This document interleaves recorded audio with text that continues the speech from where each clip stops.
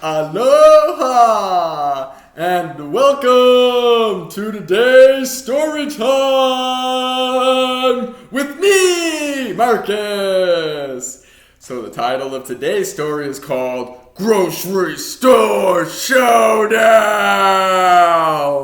So the backstory of this is, this story came from me making an application video for a company that didn't even reply back to me. Wah. Can I get a rip in the chat? But in that application video, I was sitting there talking. I was like, I could basically do whatever. Like, you want me to write like a story about peanut butter? I'll do it. I'll write a story about peanut butter. And so I kind of made a claim in that application video, and well, looks like I needed to back it up, but also I was thinking, peanut butter. How do you write a story about peanut butter? And I was thinking, I'm gonna do it. I'm gonna write a story about peanut butter. And so this is the story that I came up with regarding peanut butter. And it's titled Grocery Store Showdown. Alright, let's get started. In the name of the new king, ranch dressing, I hereby declare this aisle to be his. Slamming the toothpick into the ground, Olive Oil listens as his voice reverberates down the grocery aisle. Hearing the news, Grape Jelly gasps and says, "What? No! Everyone knows you and I are the king and queen of this aisle!" Strange. Why would Ranch Dressing think he can take over the aisle? Peanut Butter says, walking back and forth. I think Ranch Dressing has gone crazy! He didn't pay his aisle tax, and now this? Something must be done! And something shall be done. We shall recruit ketchup and mustard to restore order. They've been long allies with us. Walking up to Peanut Butter, Ketchup bows and says, Are the rumors true? Did Ranch Dressing really declare himself king? I'm afraid so, Peanut Butter says. What has gotten into him? Mustard says. Does he really think he can dethrone you?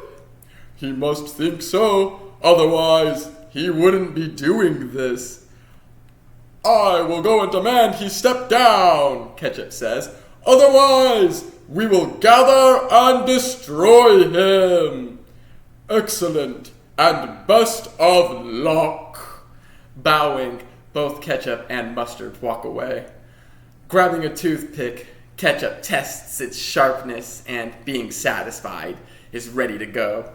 It won't be long, my love. I shall demand they step down, and if they don't, I will force them to, all by myself, Ketchup says.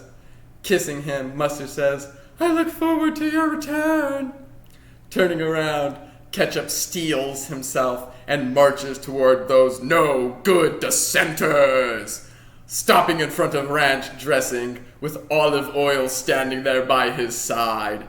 Ketchup slams his toothpick down and bellows, In the name of the king, Peanut Butter, I demand you step down and cease this nonsense at once! Never!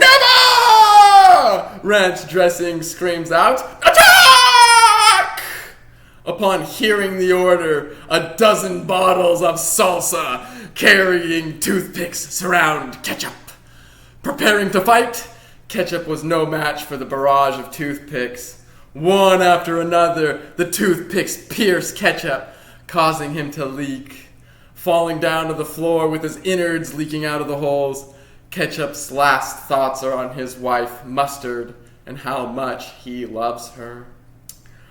Excellent work, Salsa, Ranch Dressing says. Now carry the bottle back and leave it as a message to all those who dare oppose King Ranch Dressing!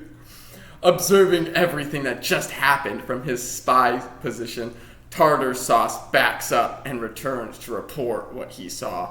"Sir," Tartar Sauce says, stopping in front of Peanut Butter, "Ranch Dressing has declared war by killing Ketchup and leaving his body in front of our part of the aisle. What are your orders?" Pacing back and forth, Peanut Butter thinks for a moment before saying, "We can't let this go unanswered. Call forth upon all available spices. We must end this war before it gets out of hand."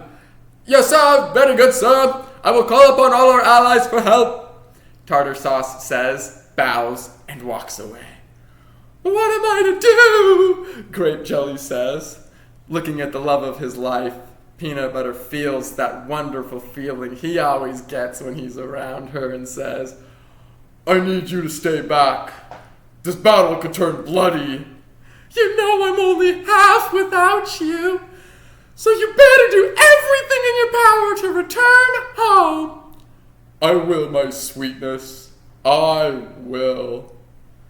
Standing there in front of his makeshift army of mustard, tartar sauce, and a dozen bottles of spices, Peanut Butter looks down the aisle and sees Ranch Dressing standing in front of his army of olive oil, salsa, and apple cider vinegar.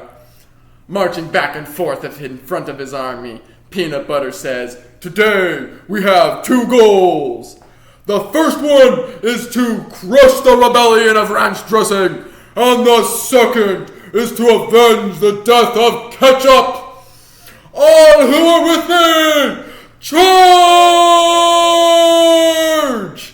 Peanut Butter cries out and rushes forward, holding his toothpick high in the air. Letting out a battle roar, Ranch Dressing runs toward Peanut Butter, ready to claim the throne for himself. That's when Mike, Harry's co-worker, walks past the aisle and sees all the groceries on the ground.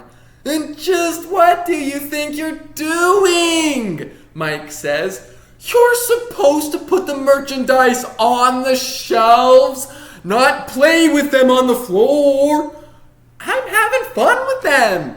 You see, Ranch Dressing here is trying to take over kingship from Peanut Butter, and they're about to duke it out," Harry says.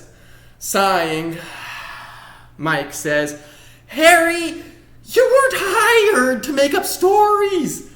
You were hired to put product on the shelves. So unless you want to lose your job, I suggest you start doing it. After you clean up this mess you made, start on the ice cream." After putting away all the food, Harry enters the massive freezer and instantly begins shivering. Woo! The intense cold pulls the heat from all of his exposed skin, and breathing felt like icicles were entering his lungs. With super cold air entering his lungs, it dropped his core temperature rather quickly. Gathering what he needed, Harry pulls out the forklift with the pallet of ice cream and is glad to return to the warmth. Stopping in the frozen foods section, Harry opens the glass doors and begins putting half-gallons of ice cream on the shelves. Looking at the sherbet and popsicles, Harry's mind begins creating a story. Something about sherbet wanting to become the new king of ice cream, and popsicles would make for good underlings. Looking around and not seeing Mike anywhere nearby, Harry begins playing with the ice cream and creates a new story. The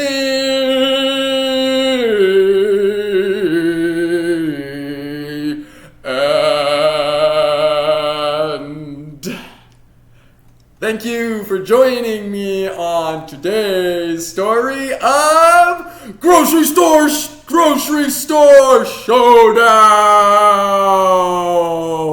And I hope to see you in Grocery Store Showdown Part 2.